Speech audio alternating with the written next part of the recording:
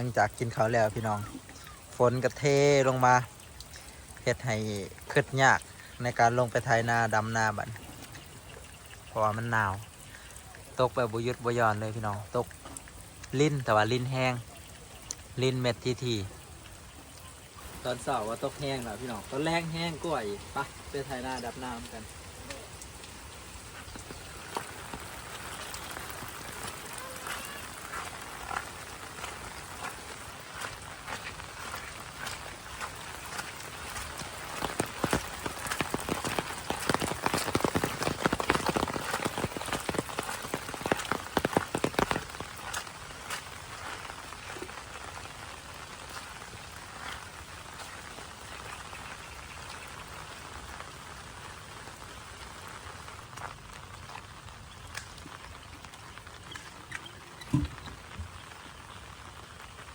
น้ำเขาทอควันไว้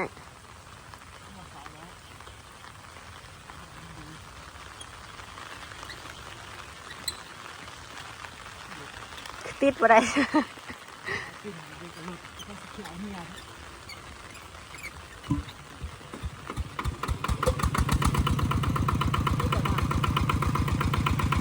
หาแนวอัดไว้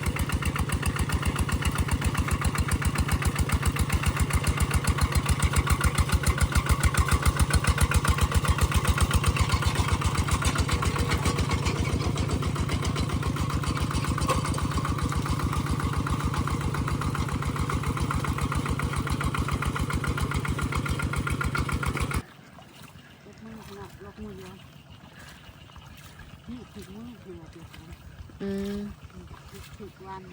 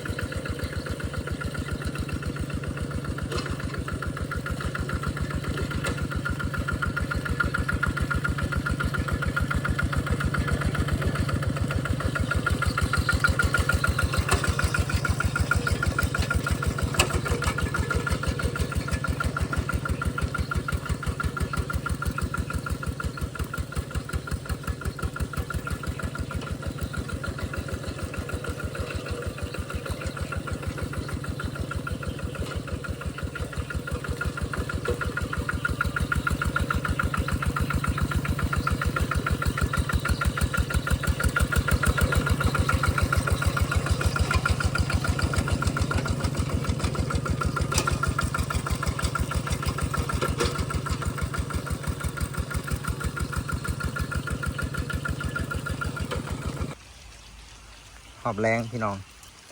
ดำนาให้หน่อยหอบแรง3 ให้ฝนนี่ตกตั้งแต่ช่วงบ่ายโมงเป็นฮอด4 โมงไปยังพอเศร้าเลยพี่น้องแต่เสียงฝนแต่เสียงเขียดห้องตอบกันสนั่นเลย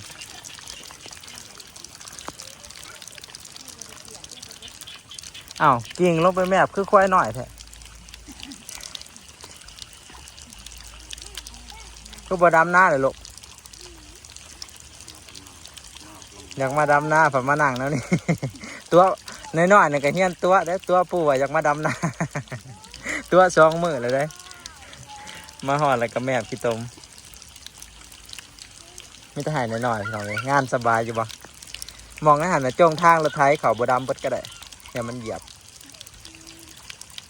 จ้องหอดวางกิ่งนั่งนี่ก็พอ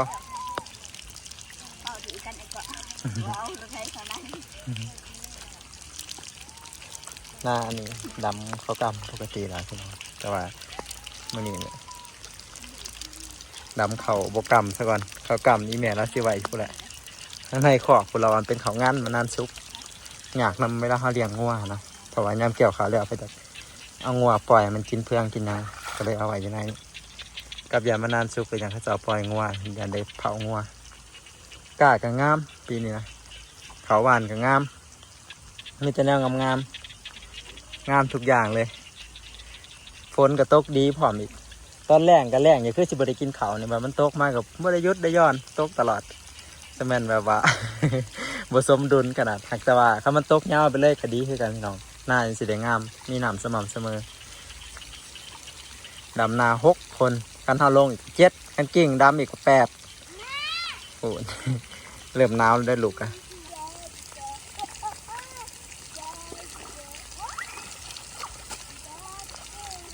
ดำนาตากฝนอีกมือหนึ่งพี่น้องคิดว่ามันสิบ่ตกคิดว่ามันสิพักผ่อนถึงเลยสุดท้ายก็ตกลงมาอีก เป็นแดดแต่คือสีเศร้าแล้ววะสุดท้ายก็ตกลงมาอีกคือเก่า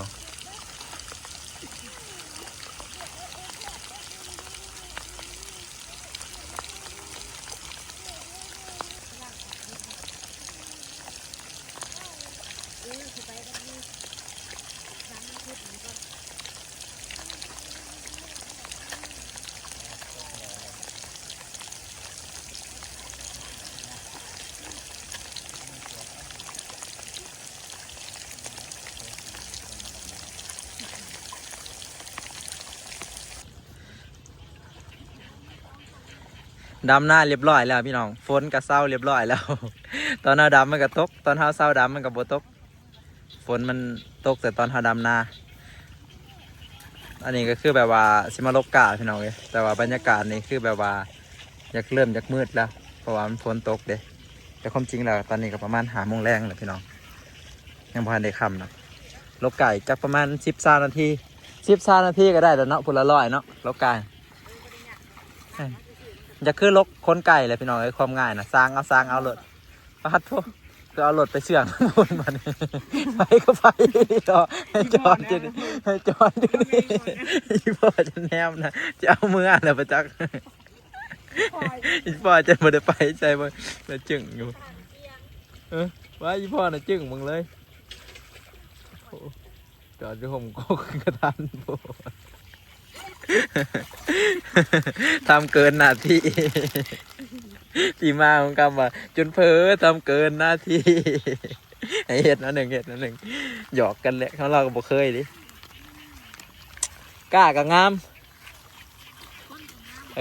โหอย่าแล้วก็เลยยุดวักให้ต่ออย่าขึ้นลกค้นใกล้ป่ะแปะลกค้นใกล้ก็ลกกล้าตัวได้ง่ายกว่ากันน่ะฉันบอกลกง่ายกว่าคนไก่ผู้ใดอยากมาลกมาเด้อพี่น้องง่ายกว่าคนไก่คนเป็ดนะมันลกยากกะลีคนเป็ดนะพี่น้องลกกากันจังเมื่อมันสิมืดเลยเด้นี่นะคำเขาเลยตอนนี้นะ5 โมง20 นาทีพี่น้องแต่ว่าเริ่มจากมืดเรื่องผ่านมีแต่ว่านั่นนี่ผู้ใดมาน้ำล้างก็คือน้ำล้างมาก่อนก็มาก่อน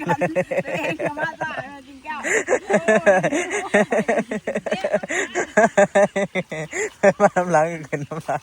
เด้อเขายังบ่ได้ขึ้นได้เบิ่งไหหน้าเขาเต็มอยู่ข้างในเขายังดำย่อยๆอยู่เพราะว่าบ้านนี้มืด ข้าวไปกี่นะไปดำหน้ารับจ้างเขาเบิ่งตะเวนเขาไล่ขึ้นแล้วกันสมเนาะ แต่ว่าโมงกับบ้านในคำพี่น้องยามนี้นะมืดนะ6:30หรือว่าเกือบ7:00จะได้มืดแต่ว่ามื้อนี้นะคือแนวมึงเพิ่งผ่านเลยพี่น้องมันดำหมดเลยก็เลยมืดหนทางหนึ่งบ่ต้องว่าถึงทางเมืองนี่บันเลงแน่นอนเมืองบางมื้อก็จนขึ้นจากนอนอยู่บ้านตัวนี้บางมื้อก็เพราะว่าเฮาเที่ยวไปเที่ยวมามันลำบากอืมมันสิดีบ่แอปเขียนแต่แอปกันมันอยากไปเฮียนต้องได้สักสุดสักหยัง แม่บรรยากาศลูกขนมแต่ว่ามันเป็นตายหนักเด็กหน่อย ลูกหายกลางคืนมาบ่ เด็กหน่อยเขาเสมอมันแบบเขาเคยอยู่แบบเขามันเนื้อแต่ว่า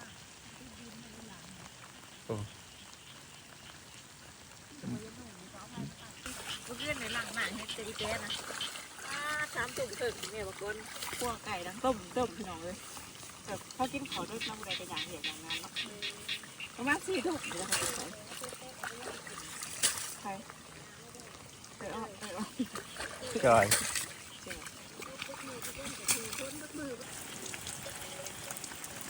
ก็ตัวพี่น้องมืดมาเลยเป็นบ่อยากเห็นหงส์อีพ่อกับอีแม่นี่มาแต่เลี้ยงงัวแหละเอาก็ขึ้นนะพี่น้องบ่ทันได้ฮอดโมงค่ำแต่ว่ามันฝนตกแล้วมันมืดเบิ่งตารถกระเจ้าห้องมันกลางคืน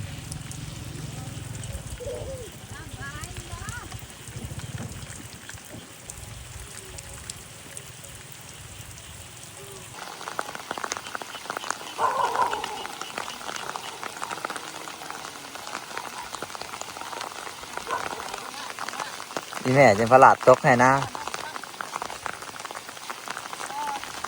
เจ็บเยอะเจ็บเยอะมอดน้ำเกลือพันแล้วเจ็บยันดอกเราประหลาดลมเบิ่มเลยก็ตกแห้งเลยนะพี่น้องอุ้ยพายุเขางัวกับกินเพื่องเด้อช่วงนี้อยู่ในช่วงที่ว่าต้องเข้าอกเข้าใจกันเจ้าของบ่ว่างมันกันหนาวคือกันงัวกันแล่นเขาตารางเทียมแบบอัตโนมัติเลยแบบบ่ต้องบอกเพราะว่ามันหนาวขนาดผู้ถือกล้องยังสั่นว่าเสือเปียกเลย เอ้ยงัววะนี่แม่ลินมักสไลเดอร์ไป1 ข้างเหมือนคิดว่าสิลุกบ่ได้แล้วดีเลยไปเฮิงเติบเราก็จะได้ลุก